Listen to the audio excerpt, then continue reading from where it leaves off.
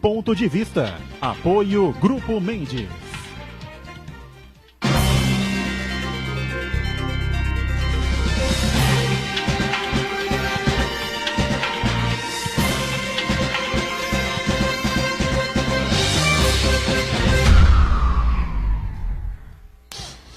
Olá, estamos começando aqui mais um Ponto de Vista, você sempre conferindo conosco, acompanhando a gente aqui a partir da 1h30 da tarde, aqui na Santa Cecília TV, sempre o horário habitual das discussões, dos debates na política, na economia, não é? Na área da saúde, educação, meio ambiente, transporte, segurança pública, os temas importantes que a gente coloca em pauta, né? Os assuntos da cidade, da região metropolitana e agora, não é mais do que nunca, os assuntos de interesse nacional também, que são esses, né, basicamente, que a gente vai acompanhar. Pelo menos para os candidatos que sabem alguma coisa de alguma coisa, tá certo? Porque tem um outro aí que não sabe nada, de absolutamente nada, e manda lá para o posto Ipiranga, que é o mentor econômico dele. Não é lamentável que isso esteja acontecendo no Brasil, como uma questão também que envolve o Partido dos Trabalhadores, né? Essa candidatura do presidente Lula, ex-presidente Lula, vai, não vai, não é, entendeu? Uma coisa difícil, tem debate já no próximo dia 9, na próxima quinta-feira, na Rede Bandeirantes, e já está confusão armada, confusão formada, enfim, a gente vai acompanhar junto com você todos esses capítulos que vão nos levar ao futuro presidente da República, né? Ou presidenta, né? É claro, né? Sempre de segunda a sexta você confere aqui na TV Santa Cecília, a nossa reprise a partir das 20 horas, 8 da noite. Bom, as convenções foram realizadas, todas agora fechadas no último final de semana. Temos aí os candidatos, os vices, né? Os candidatos ao Senado, à Câmara Federal, às Assembleias Legislativas e também aos governos, né, dos nossos estados brasileiros. Doutora Patrícia Gorich, advogada, antenada sempre com as coisas da cidade e do país, está com a gente em mais essa edição do Ponto de Vista. Prazer recebê-la mais uma vez, Patrícia, tudo bem? Um prazer enorme estar aqui mais uma vez. Nosso Uriel Vilas Boas, uma referência na área sindical, também advogado, conosco também nesta edição de segunda-feira. Tudo bem por aí, Uriel? Tudo bem. Tudo bem porque nós temos os desafios e eu gosto de perceber essa tentativa que se faz da discussão do nível político. E aqui no programa nós temos esse nível durante a semana, eu assisto com muito prazer. E muito prazer ainda estar ao lado da Patrícia, minha colega. Prazer é meu. Chagas. O Marco, então eu fico muito satisfeito e mando boa noite também para o pessoal da Reprise. Muito bem, né? Fernando Chagas, cientista político, também sempre antenado com a área econômica, né? Especialista em finanças públicas, conosco para a gente poder discutir um pouquinho, né, do que vem pela frente aí agora com o início da campanha eleitoral de 2018, né, Chagas? Tudo bem por aí? Olá, um abraço aos amigos e em especial aos telespectadores, né? Já que você falou que nós temos que debater o que é importante para o Brasil, fundamentalmente, temos de crescimento do país e finanças públicas, temos que debater infraestrutura. Se a gente não investir em infraestrutura, na produção e também nas grandes obras que o Brasil precisa em telecomunicação, precisa em saneamento básico, precisa em aeroportos, em portos, e transporte de uma forma geral, o Brasil não volta a crescer. Então é um debate que a gente tem que discutir muito. Não é só dizer que é no posto Ipiranga, né? Precisa dizer como que nós vamos conseguir recursos para investir em infraestrutura, para que tenha produção, para que tenha obras públicas que gerem emprego e que gerem renda e, consequentemente, gerem consumo. Eu acho que esse é o principal ponto do debate. Onde nós vamos arrumar dinheiro para o Brasil voltar a crescer investindo em infraestrutura. Muito bem. Lá na ponta o nosso Marco Santana, atento sempre aí às redes sociais, a sua participação conosco, as transmissões que fazemos aqui ao vivo, não é, do nosso Ponto de Vista. Tudo bem aí, Santana? Tudo bem, boa tarde a todos. Boa tarde especial que nos acompanha ao vivo. Quero convidar você a participar do programa, mandando sua pergunta, crítica, sugestão, pelo Facebook, Ponto de Vista com Edgar Boturão, ou por e-mail, contato@pontodevista.tv.br. O programa também pode ser acompanhado ao vivo pela internet, santaportal.com.br/tv. As edições anteriores ficam disponíveis no nosso canal no YouTube, na nossa página no Facebook. E você que nos acompanha na reprise às 20 horas, uma boa noite. Boa noite para você que acompanha a gente na reprise, claro, né? Lembrando que a reprise começa às 8, né?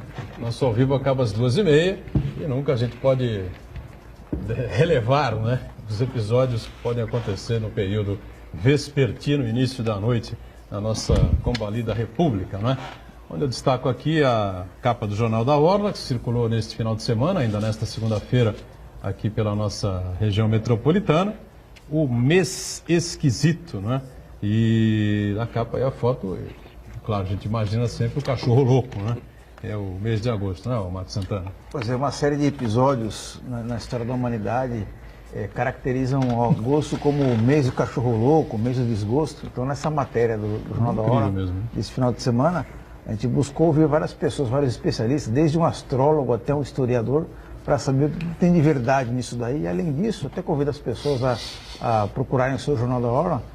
A gente relaciona uma série de fatos históricos marcantes, traumáticos até, que aconteceram justamente do mês de agosto. Desde o início da construção do Muro de Berlim, até a queda do avião do Eduardo Campos, aqui em Santos, o suicídio de Getúlio Vargas, o acidente fatal com o ex-presidente Juscelino Kubitschek, uma série de outros fatos históricos que aconteceram justamente no mês de agosto. Está aqui na capa do jornal, né? Construção do Muro de Berlim, né?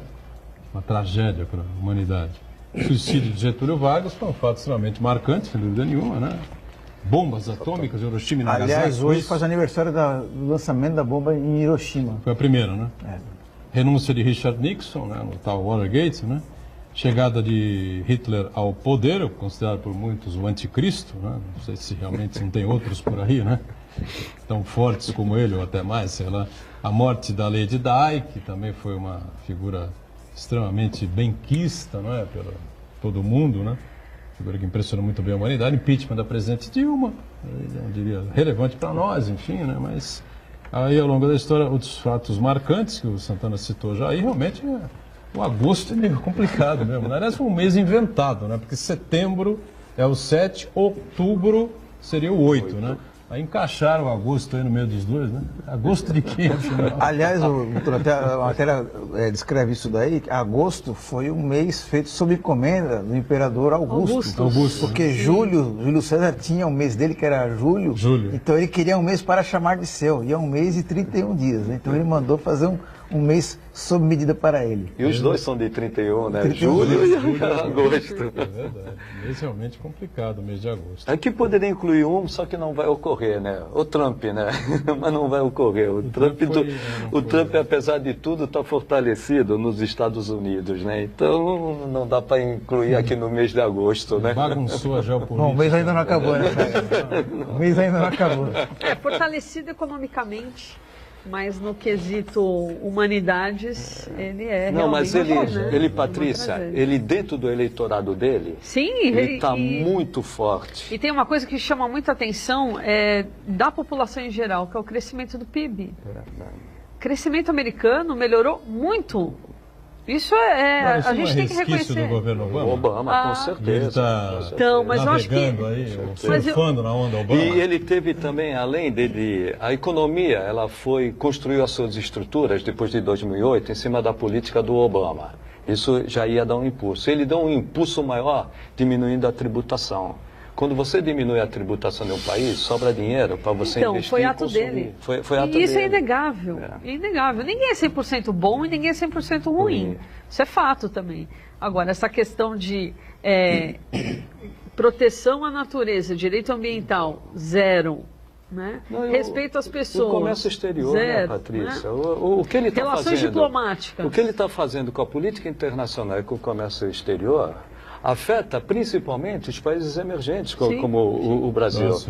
A gente sabe como começa, não sabe como termina. E ele vai nessa passada. E ele acha que está certo. Sim. Isso é um perigo. E é um perigo também a médio e longo prazo para os próprios Estados Unidos. Claro. Os Estados Unidos o ultranacionalismo é prejudicial. E começa também a vender essa ideia do autoritarismo. Né? A democracia servindo para o autoritarismo. Isso é na Turquia, isso é na Hungria. Ambos os lados, né? Ultradireita e ultra-esquerda também, né? Sim. Mas há um dado que me chama a atenção. A crise internacional da economia começou lá nos idos de 2008, nos países de primeiro mundo, né? Europa, Estados Unidos. A partir de então, qual foi a decisão que levou à mudança e volta da situação positiva? Foi o presidente? Na minha opinião, não. O empresariado sente a questão, e o empresariado nos Estados Unidos determina regras, não é? Aqui, nós vemos no Brasil, o reflexo foi em 2013, 2014. Onde está o nosso empresariado para discutir essas questões? E eu fico pensando, quem ganhar a eleição agora, se for gente ligada ao atual governo, quer dizer, não a oposição ao atual governo, já vai pegar o orçamento do ano que vem em péssima situação. Péssima rombo de previsto de cento e quantos? 150 bilhões. 150 bilhões. Já estava com rombo no governo Dilma. Né? Isso a gente também tem que reconhecer. Foi entregue já com um belo de um rombo. O Temer foi lá e acabou de cavar mais um pouquinho. Independentemente disso, de quem ganhar a eleição, é uma questão ideológica não, é uma questão econômica. Quem pegar o governo, seja ele quem for, ele vai ter que fazer uma série de cortes e não tem mais onde cortar. E se não cortar, ele corre um sério risco de sofrer um impeachment, porque ele vai estar desrespeitando o teto de gasto, que é constitucional. Então nós estamos numa situação realmente difícil. Se cortar... Esse teto de gastos votado aí no governo Temer, ou inventado aí no governo Temer, enfim, né, limite de gastos, essa coisa toda. Ele não pode ser revogado pelo próximo presidente? Pode, ou em parte, pelo menos? Pode, né? Com uma emenda constitucional. Porque a área da saúde, a área da educação e outros a área da saúde principalmente. Eu acho que o próximo presidente... Inviável que você faça esse limite, esse teto. Principalmente com relação à educação. O corte que teve, por exemplo, na CAPES, que foi a notícia da semana. Isso. Né? Quantos pesquisadores... Eu sou bolsista CAPES, para justamente terminar meu doutorado. A situação fica muito complicada para tantos outros pesquisadores no país, né? E não é nenhum absurdo que eu recebo pela CAPES, muito pelo contrário, é vergonhoso o valor que eu recebo. Mas eu recebo e repasso diretamente para a universidade que eu estudo. Quantos pesquisadores estão nessa situação e vão ter que trancar a matrícula?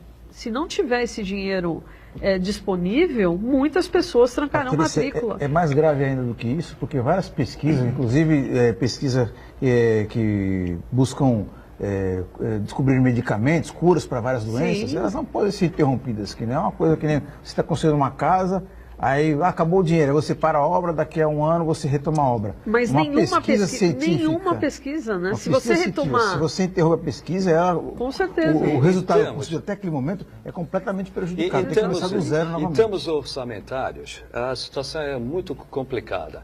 Não é que vai faltar dinheiro só para pesquisa, só para saúde, educação. Vai faltar dinheiro para comprar caneta. O que nós chamamos de despesa discricionária, aquele do dia a dia, o consumo diário. Papel higiênico. Aquele dinheiro, e nós estamos numa situação, vem uma emenda constitucional e quebra o teto de gastos. Só que aí nós vamos ter que arrumar recursos. Como que nós vamos arrumar recursos? Nós vamos arrumar recursos aumentando a tributação, a população não aceita mais tributação. Se não aumentar a tributação, nós vamos ter que cortar gastos. Que gastos? Nós estamos cortando gastos... Gastos, o que eu chamo, são aqueles 8% de gastos, são investimentos ou dinheiro de consumo. Então vai faltar dinheiro para tudo. Mas olha só. Orçamentariamente, o Brasil está numa situação... Mas a gente tem gorduras. Olha só, olha a capa da Folha de São Paulo de hoje. Ó. 44% dos órgãos federais pagam salários a mais, diz o TCU. Só que aí você não só a gente entrar em qualquer... Desculpa, só te cortar. É só a gente entrar em qualquer repartição pública... federal, estadual, tem lá aquele bando de aspones. É estabilidade, você não consegue. Então, mas alguma coisa tem que ser revista. Patrícia, 92% a máquina consome. Quando eu digo a máquina, não é só o funcionário público, a manutenção, só sobram 8% para investimento e para as despesas discricionárias. Esses 8% são insuficientes para você garantir o resto, além da manutenção da máquina. Então, nós estamos numa situação complicada. O nosso rombo é de 150 bilhões por ano. A nossa dívida hoje está em 77% e chega no ano a 80% a dívida em relação ao PIB. Se continuar assim, chega a 86% e 92% em 2 anos. O Brasil entra em insolvência. Então, eu estou falando, não é ideologia, não. Tem que vender estatais. Tem que vender estatais. Sim, não tem como. Mais cedo ou mais tarde, Patrícia, eu acredito que no futuro, não agora, para quem entrar, a própria estabilidade ela vai cair. Quem tem agora já tem o direito adquirido ou tem o ato jurídico perfeito. Mas para o futuro, vai ter que fazer uma revisão geral no nosso gasto. É a esperança de quem trabalha, quem é funcionário público, né? Essa frase do Chagas. Né? Mas eu não sei se a estabilidade dura tanto assim, viu? Aqueles que já têm, viu? O ato jurídico perfeito. Não, para quem já tem paciência.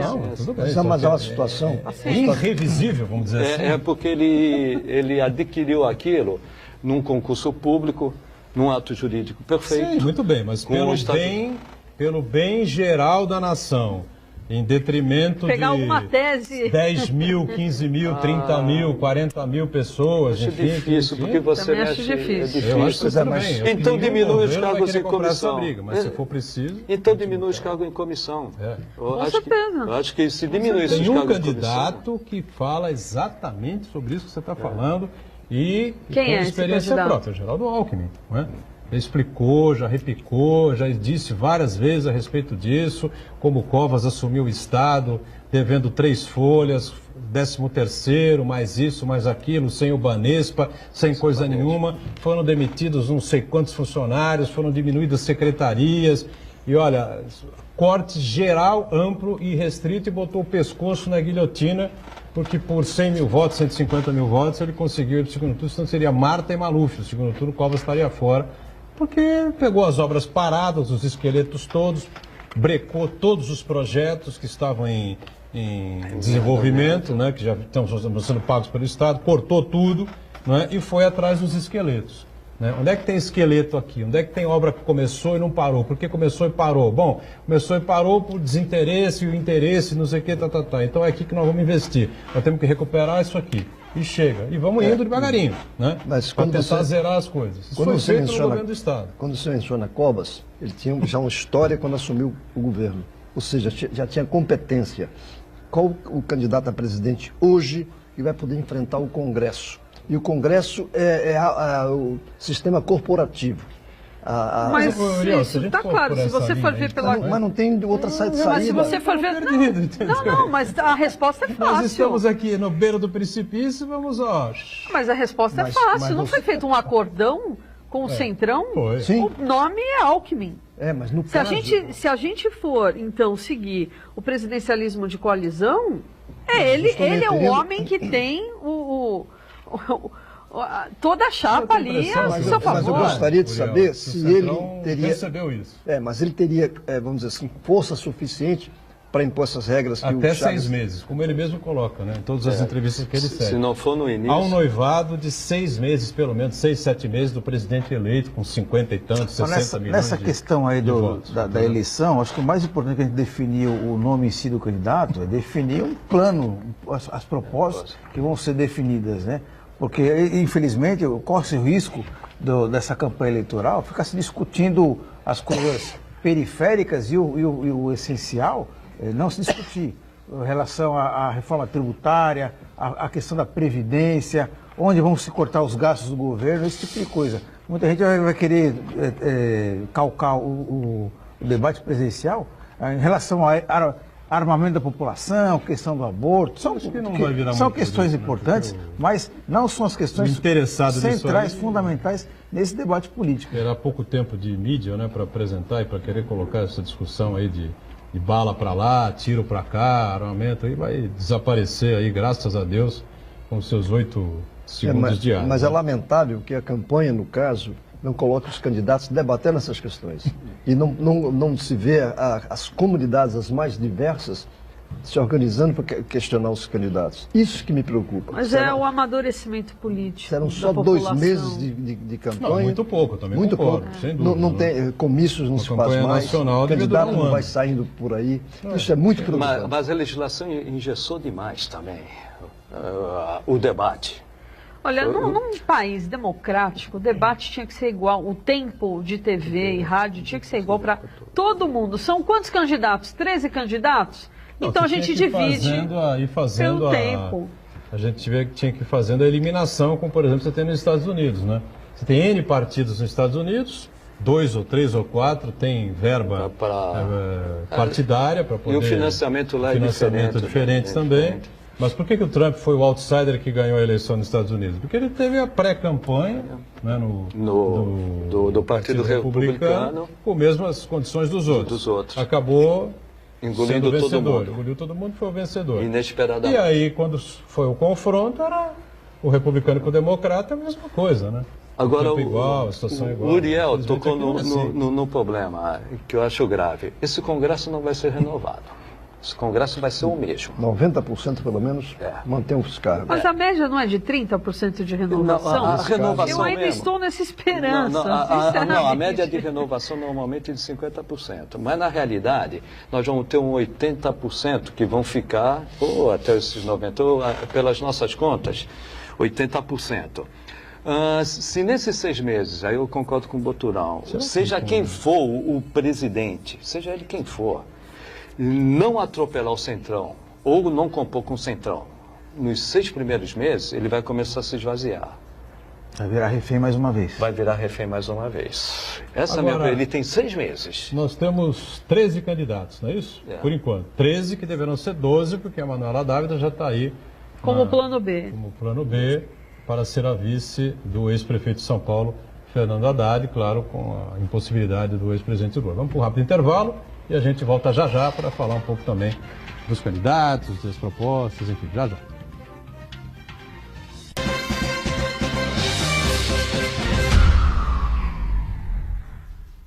Existe um lugar em Santos onde você encontra os empreendimentos mais fascinantes da região. Um lugar amplo, aconchegante, feito para oferecer o melhor atendimento para você. Um lugar que reúne as melhores opções residenciais e comerciais nos bairros mais nobres de Santos. Um lugar que a gente nem precisava dizer, porque você já sabe. Central de Vendas Grupo Mendes, Rua Guaiaó 55, Aparecida. Venha fechar um bom negócio para abrir as portas do seu novo lugar. Conquistar um lugar no mercado de trabalho não depende só do diploma. Você precisa de uma formação diferenciada. Por isso, não perca tempo. Faça já a sua transferência para a Universidade Santa Cecília e ganhe 30% de desconto na matrícula e nas mensalidades. Cursos presenciais e à distância, com excelentes avaliações do MEC. Faça acontecer. Faça Unisanta.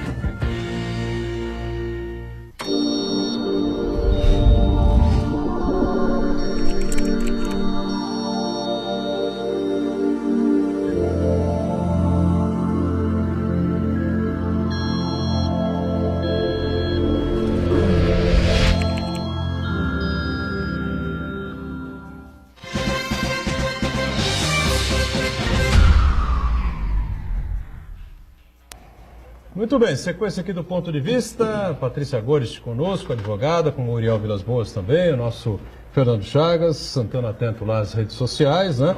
E a gente já começa corrigindo. Ontem à noite, Mariana Dávila, não é? Manuela, perdão, com a Mariana na cabeça. Manuela Dávila, não é? Deputada estadual pelo PCdoB, no Rio Grande do Sul, é isso? No Rio Grande do Sul, desistiu oficialmente da sua candidatura à presidência da República, portanto, aí, claro, não é? Esse acordo aí com o ex-presidente Lula, com o PT, que lança como vice de Lula, até agora, Fernando Haddad, ex-prefeito de São Paulo. Evidentemente, a candidatura do ex-presidente Lula será proibida, não é? No TSE, Tribunal Superior Eleitoral, com todos os recursos, enfim, vai acabar não sendo candidato. O PT também não vai arriscar toda a história, a possibilidade de ficar sem candidatura própria, ficar sem disputar a presidência da República.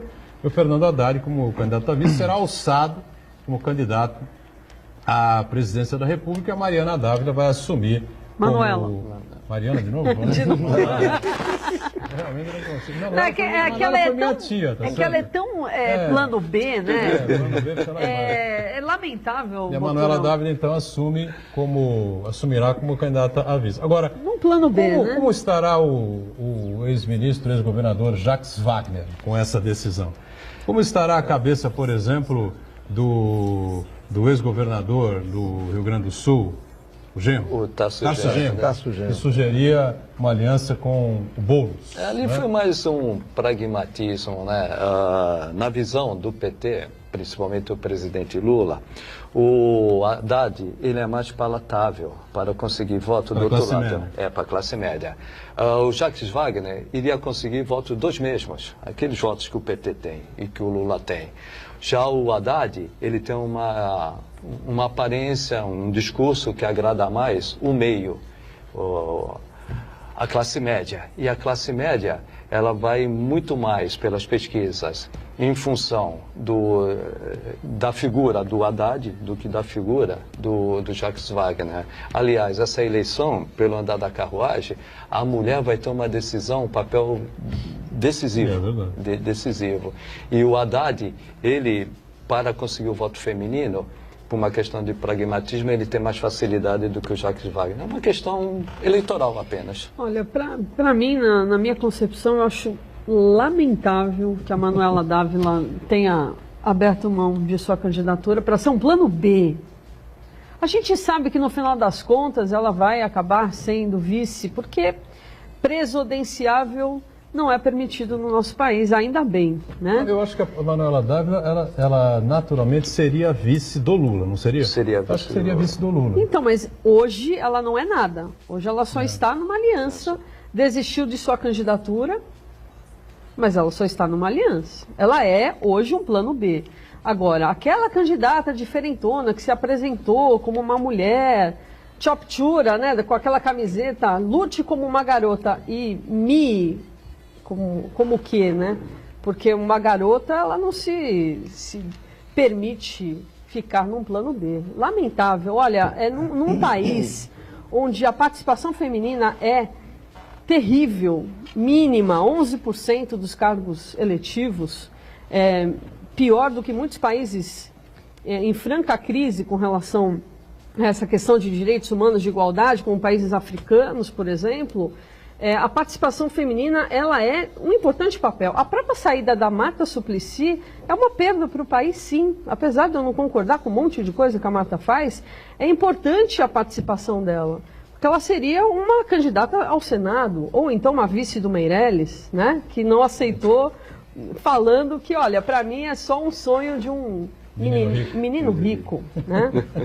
Por aí mesmo. E ela acertou no ponto, né? A frase é perfeita. Então, assim, a gente está tendo perdas de figuras femininas importantes, né? Apesar dos pesares, a Manuela Dávila, ela era uma cabeça de chapa. E se permite fazer com que seja um plano B. Lamentável, lamentável. Uriel, que é filiado ao PCdoB, também não gostou muito da ideia, não, né? Nós interpretamos de uma maneira. O lançamento da candidatura da Manuela teve como objetivo demonstrar ao PT que nós queremos um espaço. Foi colocado desse jeito, tem que ser interpretado dessa forma. Não pode ser de outra maneira. Porque o PT foi, eu diria, enrolando a definição, foi enrolando e, no caso, parece-me que a partir da desistência dela, o objetivo é exatamente esse. É a definição do nome do Haddad e ela como vice. Então que se defina, porque então vamos manter até o máximo possível o Lula, né, o presidenciável, para aí depois entrar a Manuela Dávila. Para mim, eu acho que é jogar um desrespeito absurdo nessa mulher, na Manuela Dávila. Para mim é um desrespeito. Mas foi uma negociação. Tem que ser interpretado é uma negociação assim. Desrespeitosa. Sim, mas aguardemos o dia de hoje, as notícias que vão sair a respeito. E vão dar esse indicativo. Ou seja, não foi nada feito às pressas ou sem uma orientação. Desde o começo já vinha sendo trabalhado. O impressionante nisso tudo, que a decisão não parte do PT, parte do Lula. O Lula que isolou o Ciro Gomes. O Lula que decidiu Isso sim foi golpe. A Manuela Dávila. Isso, rapidinho.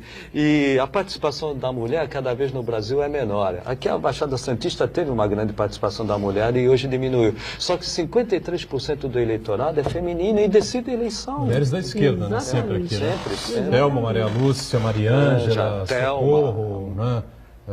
Enfim, várias outras, principalmente militantes do PT, do PCdoB, enfim, viu, Santana?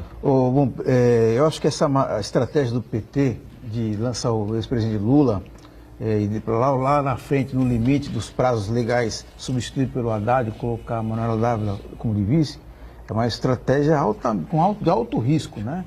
E, na verdade, para mim, evidencia o propósito do presidente Lula continua sendo o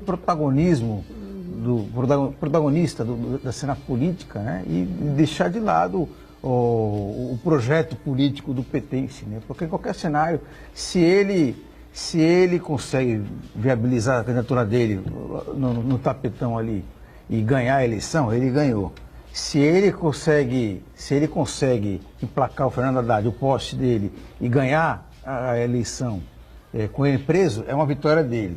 E se o Haddad vai até o final, é o candidato do PT, e não ganha, ainda assim o Lula fala assim, olha, perdeu o Haddad, não ganhamos porque eu estava preso, né? Então, quer dizer, e faltou então uma certa humildade do ex-presidente Lula. Mas aí exige muito, né, Marcos? De fazer um amplo arco de aliança de centro à esquerda, né? Outros candidatos sinalizaram com isso aí, o Ciro Gomes sinalizou com isso daí, que teriam muito mais chances nesse espectro político de centro à esquerda, né? Com certeza, com a união do Boulos, por exemplo. Patrícia, uma observação que eu queria fazer, quando você fala do presidenciável, acho que uma coisa que a gente não pode deixar de registrar é que essa condenação do ex-presidente Lula é absolutamente controversa. Não existe consenso nenhum. Não, muito pelo contrário, ela foi unânime desde o primeiro grau até o terceiro grau. Já discutimos esse assunto aqui outra vez. Já, exatamente. Mas é um assunto, Não, mas quem diz isso é a justiça, Marcos. Pois é, então eu fiz um levantamento aqui, Patrícia, até para enriquecer o nosso debate. A revista Época fez um levantamento e concluiu que o trâmite do processo do presidente Lula foi excepcional sobre todos os aspectos que possa imaginar. A pedido dos advogados... Não, a revista Época é do Grupo Globo. Não, tudo bem, mas não foi a pedido dos advogados. Se você ler a peça inicial... Foi o mais célere. Ele foi o que, em segunda instância, a pena dele aumentou em relação a outros. Tudo bem, está preso, de forma unânime. Então não dá para a gente... Não, Marcos, uma coisa a questão é bastante clara. A pedido dos advogados do Lula, eles pediram urgência na tramitação do processo, que foi atendida. Aí se está lá, como qualquer outro processo, o juiz senta em cima, é porque é o Lula. Se anda rápido, porque é o Lula. Ou seja, ele é a vítima. Todos os advogados criminalistas que passaram aqui pelo ponto de vista foram absolutamente críticos, contundentes em relação à atuação da defesa do ex-presidente Lula. Nenhum deles levaria a defesa pelo caminho... Houve embate até interno. Pelo caminho que os advogados do Lula levaram a defesa. Eu até cheguei a contra-argumentar aqui com eles que poderia muito bem ser uma teoria política, não é? Da cúpula do PT, tentando convencê-los a fazer o caminho inverso, porque senão Lula teria que assumir que realmente ele sabia das coisas, que participou, parará. Deu tudo errado, né? Deu tudo errado, ele está preso, né? Ao invés de pegar um helicóptero e ir para dentro de uma embaixada e ficar lá na embaixada, gravando comerciais para o PT, essa coisa toda, então resolveu encarar a justiça. Desafiou a justiça várias vezes, como o PT fez, enfim, né? O próprio ato de entrega foi um desafio. Mas é por isso que ele é um presidenciável, porque ele está preso 12 candidatos, né? Geraldo Alckmin, Marina Silva, Ciro Gomes, Jair Bolsonaro, Álvaro Dias, eu já tirei fora aqui a Manuela, ia falar Mariana de novo, Manuela Dávila, Guilherme Boulos, né? O Amoedo, eu não sei nem qual é o nome dele. João Amoedo. João Amoedo. Partido Novo, né? O Emael, olha ele aí de novo. É inacreditável. E é inacreditável que a música já vem junto, né? Vem junto. Emael. O Meirelles, Henrique Meirelles, Vera Lúcia do PSTU, né? É isso, né? Isso. Cabo Daciolo, Podemos? Não, Podemos. Podemos é Patriota. O Cabo Daciolo é Patriota. E João Goulart Filho, que não é nada mais, nada menos o meu caro Liel, filho do próprio João Goulart. Será? Sabia, não, como será? Eu digo porque o João Goulart, tanto tempo que... Não, ele deve ter uns 70 anos, esse homem. Talvez seja. Imagina, eu não conheço, não também sei. Não conheço. Eu nunca ouvi falar nele. Politicamente é inexpressivo, né, com todo o respeito que a gente possa lidar, Ele né? estaria no Rio Grande do Sul? E aí, eu não sei se ele está no Rio Grande do Sul. Eu também não tenho conhecimento, não. E a gente, na verdade, tem aqui, com todo o respeito que os outros candidatos os merecem, a gente tem aqui o Geraldo Alckmin, a Marina Silva, o Ciro Gomes, o Bolsonaro, por tudo isso que foi criado aí, não é, do antimundo. E o candidato do PT. O Álvaro Dias, e falta o candidato do Partido PT. dos Trabalhadores, que, vamos chamar quem é? Lula ou é o Fernando Haddad? Vamos ser o Fernando Haddad, Será o com Fernando a Haddad. Mariana ou Manuela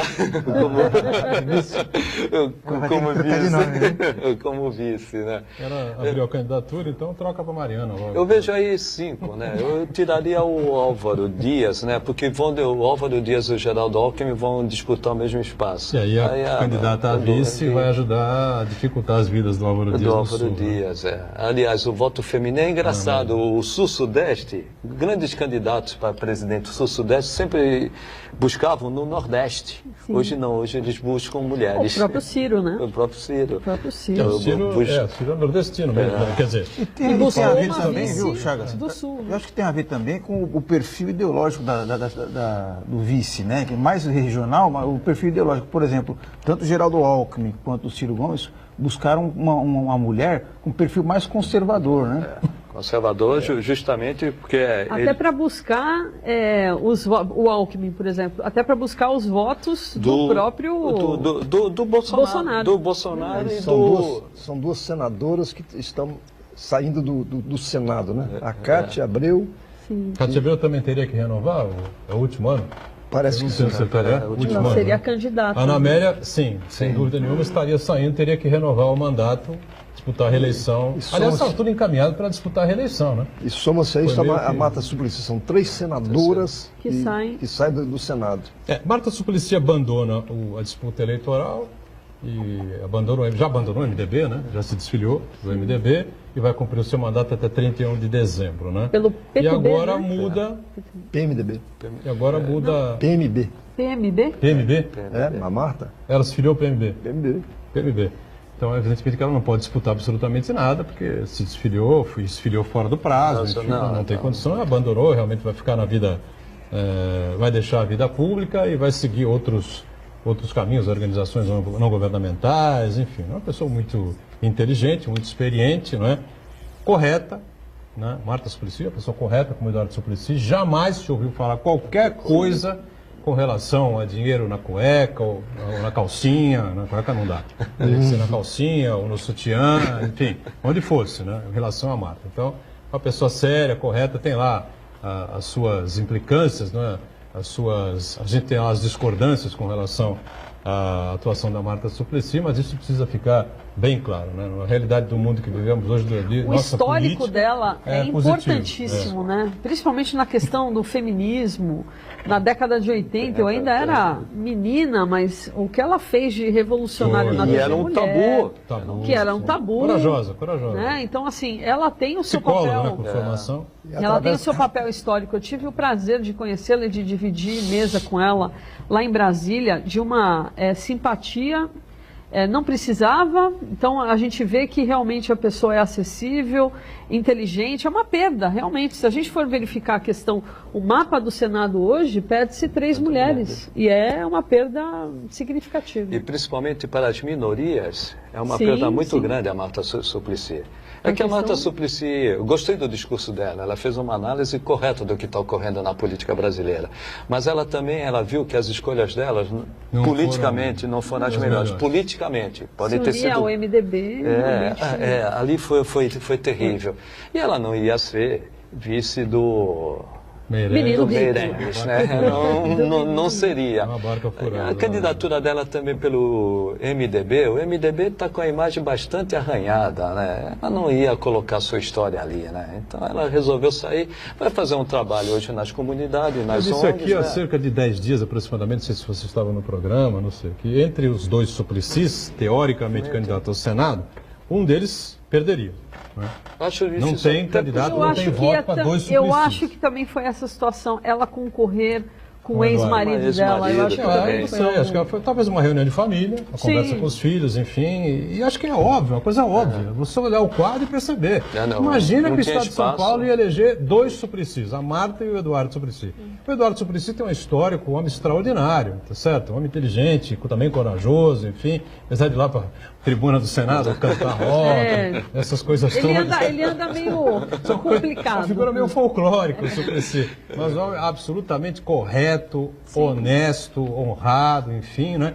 Há 24 anos como senador da República. Já deu, né? Mais 8 anos, enfim, né? E a casa da Marta, ela tem uma certa semelhança com o Bicudo, no que saiu do PT. Foi vice dela. Exatamente. E o Bicudo, por sua vez, não aceitaria a Janaína como vice do Bolsonaro. É uma situação extremamente A curiosa. Janaína, para quem não sabe, não aceitou o príncipe Orleans de Bragança, né? Felipe, né? Orleans de Bragança, mas não sei quantos nomes vêm junto aí. Foi cotado, mas aí acho que o próprio candidato achou que seria demais para a cabeça dele. O astronauta também, né? O astronauta, o que faz um travesseiro. príncipe como vice numa chapa dessa seria realmente espantoso, né? Aí optou pelo general mesmo, que é mais a cara desse cidadão aí. Vamos para o intervalo, voltamos já, porque para o governo do estado também temos as candidaturas já definidas.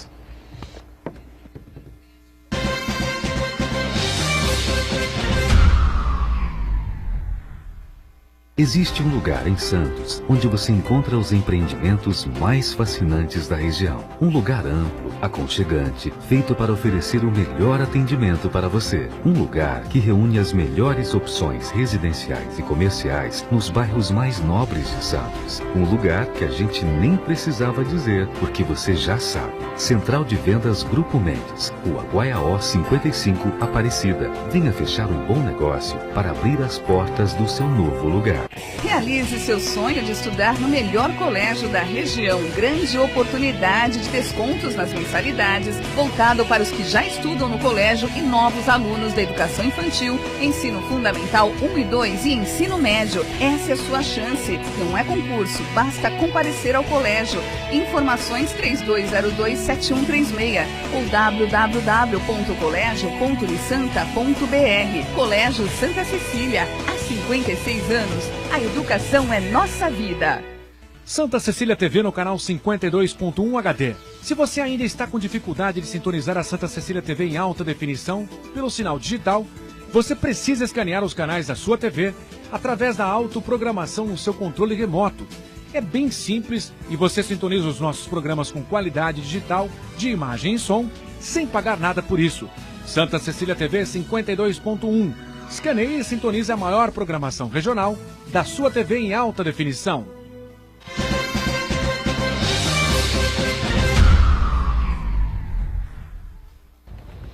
Muito bem, falei há pouco antes do nosso break, o governo, ou melhor, as candidaturas para o governo do estado também definidas, né? E são um número bem menor, bom, não tenho nem certeza disso, né?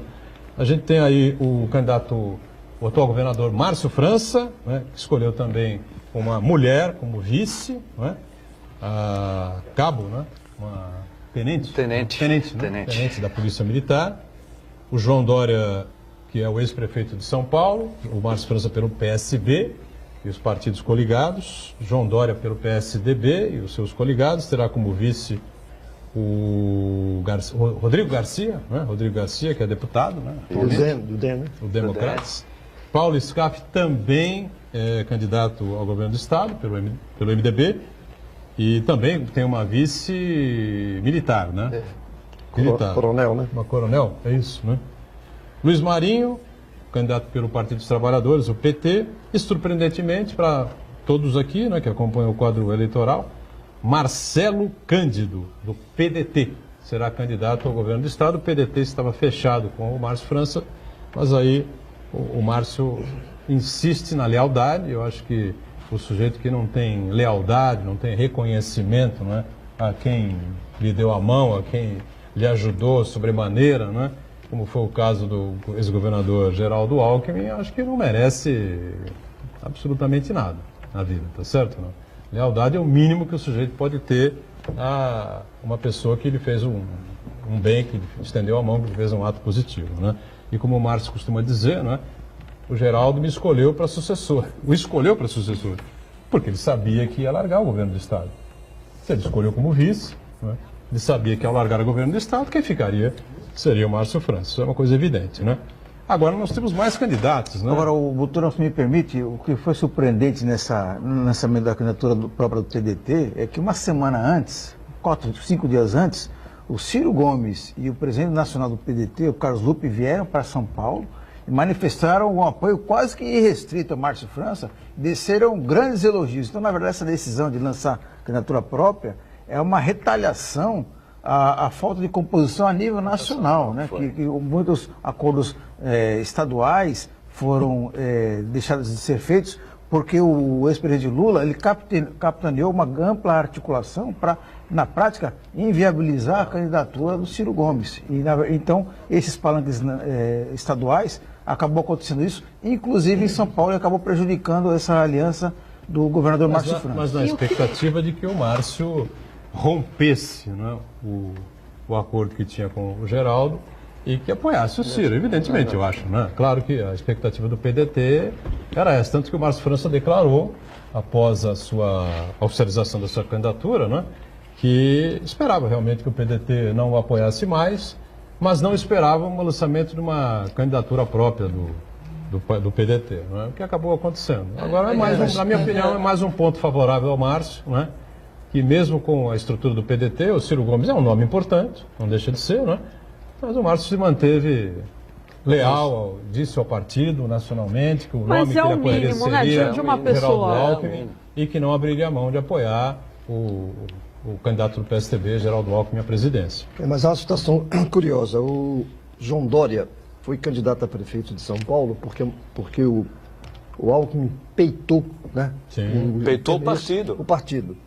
E, no entanto, o Dória, além de ficar pouco tempo no cargo, ameaçava também ser candidato a presidente. Sim. Então, é uma situação estranha no sistema de governo, porque o Márcio França mostrou a responsabilidade e o respeito. E como o Alckmin vai agora trabalhar junto com o Dória? Ele é mais leal ao Alckmin do que o Dória. Não, tem aquela composição de partido, né? Mas vai ser difícil o João Dória pegar carona no Geraldo Alckmin, que eu acredito que daqui para frente nas pesquisas o Alckmin vai crescer. E o que eu vejo, ao contrário, eu vejo o Dória diminuindo, principalmente por causa disso, ele tentou furar fila, a verdade é isso. Sim. O Dória tentou furar fila, em política não se fura fila, a lealdade é fundamental. A lealdade em política é melhor do que qualquer papel assinado. E ele se apresentou como diferentão. E não foi diferente. E não foi diferente. E abandonou no meio do caminho. E a população de São Paulo, que eu tenho vários amigos que moram... É contrária. Inclusive tem pesquisas que mostram que o voto do paulistano, que é de rejeição ao Dória, está se espalhando pelo Estado. A capital acaba se espalhando pelo Estado. Isso é um complicador muito grande. E o Dória, ele queria decidir a eleição no primeiro turno. Não vai decidir no primeiro turno. Nós teremos segundo turno. E quando ele for para o segundo turno, nessa situação que nós estamos mostrando, ele tendo dificuldade na capital. Nesse momento eu diria a você o seguinte, se ele estiver no se ele estiver, o SCAF está com... Pesquisas indicam a tendência de queda do João Dória, né? A situação fica complicada. Eu vejo que no plano nacional caminhamos de novo, PT e PSDB. No estado de São Paulo, eu vejo uma disputa acirrada entre esses três e com uma tendência do Dória a cair. Essa dele governar 1 ano e 2 meses deixou uma mácula muito grande no paulistano. O paulistano puniu o Serra por causa disso. Agora, o que esperaremos nós aqui, súditos, né, dos nossos interesses aqui da região metropolitana, né, que vive aí o seu drama, né, mercado de trabalho curto, infelizmente, né, maior curto da América Latina, mas que mudou de 20 anos para cá, mudou completamente a característica, né, de geração de emprego, de prestação de serviços e essa coisa toda. O polo aí de Cubatão, que o Uriel conhece também, perdendo aí um número significativo de funcionários, de prestadores de serviço, uma cadeia, né, Uriel? Enfim, vou deixar para você aí já abrir aí o que é que a gente precisa cobrar aí. E lembrando que temos eleições também para deputados federais, estaduais, senadores da República, o que é muito importante para todos nós, né, Uriel? O governo federal anunciou que estava sendo elaborado um projeto em relação a ferrovias, né, logística. E nós temos o problema aqui na nossa região de logística. E nós levantamos a questão junto ao Condesb e à AGEM para que esse assunto seja debatido, levando em consideração que nós produzimos aço. E, consequentemente, poderíamos ter aqui, na Baixada Santista, não apenas o trilho em si, mas que a gente analisasse por que o empresariado não colocaria a construção de locomotivas, de vagões. Então, abriria mercado para o aço. A outra questão, a região tem um déficit habitacional muito grande. A Uzi Minas produz aço e produz moradias com estrutura de aço, que não é feita de... Não, é simplesmente a estrutura, como a gente chama? As vigas? As vigas. Aqui na frente nós temos um, na Hyundai. Então, seria uma oportunidade de voltar a produzir aço aqui, o aço sendo consumido no Brasil e, consequentemente, abrindo a possibilidade de a gente ter mais postos de trabalho, tanto na fabricação do aço como na utilização. Nós levantamos essa questão no Condesb e estamos esperando uma resposta, porque nós colocamos a sugestão para o presidente do Condesb, que é o prefeito de São Vicente, Pedro Gouveia, para que a gente discuta a nível de comunidade. E quando eu falo comunidade, estou discutindo os executivos regionais, os legislativos regionais, os sindicatos, tanto de empregados como de empregadores, a Fiesp, o governo do Estado, porque é um assunto que não é panfletário e nem colocado no sentido de partidário. Nós queremos discutir em termos de comunidade. E nós precisamos dessa atuação. Nós precisamos da comunidade percebendo que, investindo nessa área, o retorno é importante na questão social, na questão econômica, e isso valoriza a nossa região. E nós precisamos fazer isto. Se não fizermos um trabalho conjunto, coletivo, deixando de lado o partidarismo, nós não vamos ter resultados positivos. Lembrando o seguinte, né? Nós temos uma representação pequena na Assembleia Legislativa do Estado, né? Elogiei aqui várias vezes o trabalho do deputado Caio França, né? Aí bate escanteio, vai na área cabecear, corre os municípios todos, atende os prefeitos, enfim. Não que os outros não façam, claro que fazem também, né? O Paulo Correia e o deputado Cássio Navarro. Cássio Navarro, que é agora do PSDB em Praia Grande, né? Com relação à Assembleia Legislativa, né?